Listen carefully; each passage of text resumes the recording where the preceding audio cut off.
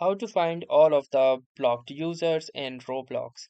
So hey guys, welcome to this tutorial. In this tutorial, I'll show you how you can find all of the blocked users in Roblox. So in order to find that list, the first thing that you got to do is launch a Roblox application and then click onto this more button present over here at the left hand side.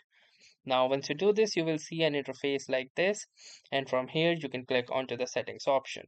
Now, within the settings, click onto this privacy and content restrictions option, and it will open the following list.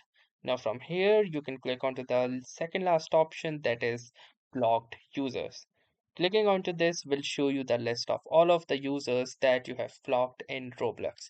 I currently, however, have not blocked any particular users, so it shows the list as empty and says no blocked users yet. But in your case, if you have blocked some users before, it will be shown in this particular list. So that was all for this tutorial. Thanks for watching and have a nice day.